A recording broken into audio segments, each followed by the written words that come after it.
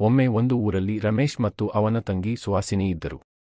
ಬಾಲ್ಯದಿಂದಲೇ ಇವರಿಬ್ಬರ ಸ್ನೇಹ, ಪ್ರೀತಿ, ಕಾಳಜಿ ಎಲ್ಲರಿಗೂ ಮಾದರಿ. ಪ್ರತಿ ವರ್ಷ ಶ್ರಾವಣ ಮಾಸದಲ್ಲಿ ರಕ್ಷಾಬಂಧನ ಬಂದಾಗ ಸುಹಾಸಿನಿ ಅಣ್ಣನ ಕೈಗೆ ರಾಖಿ ಕಟ್ಟಿ ಅವನ ದೀರ್ಘಾಯುಷ್ಯ, ಸಂತೋಷಕ್ಕಾಗಿ ಪ್ರಾರ್ಥನೆ ಮಾಡುತ್ತಿದ್ದಳು. ವರ್ಷವೂ ಹಬ್ಬದ ದಿನ ಬೆಳಗ್ಗೆ ಸುಹಾಸಿನಿ ಹೂಗಳಿಂದ ಅಲಂಕರಿಸಿದ ತಟ್ಟೆಯಲ್ಲಿ ರಾಖಿ, ಅಕ್ಕಿ, ಕಂಕು, ಸಿಹಿ ತಯಾರಿಸಿಕೊಂಡು ಅಣ್ಣನ ಬಳಿ ಬಂದು ಕುಳಿತುಕೊಂಡಳು. ಅಣ್ಣ, ನೀನು ಯಾವಾಗಲೂ ನನ್ನನ್ನು ಕಾಪಾಡುತ್ತೀಯಾ, ನನಗೆ ಬಲವಾಗಿರುವೆಯಾ ಎಂದು ಹೇಳಿ ರಾಖಿ ಕಟ್ಟಿ, ತಿಲಕ ಹಚ್ಚಿ, ಸಿಹಿ ತಿನ್ನಿಸಿದಳು. ರಮೇಶ್ ತಂಗಿಗೆ ಉಡುಗೊರೆಯಾಗಿ ಪುಸ್ತಕ ನೀಡಿದ.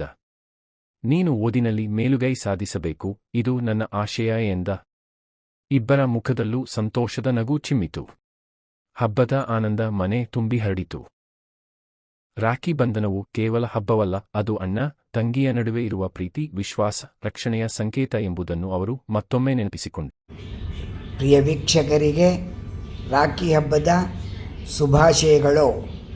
ಯೂಟ್ಯೂಬ್ ಮಾಮಾ ಹುಲಿಕಲ್ ನಿಮಗಿಷ್ಟವಾಗಿದ್ದರೆ ಶೇರ್ ಮಾಡಿ, ಲೈಕ್ ಮಾಡಿ, ಸಬ್ಸ್ಕ್ರೈಬ್ ಮಾಡಿ.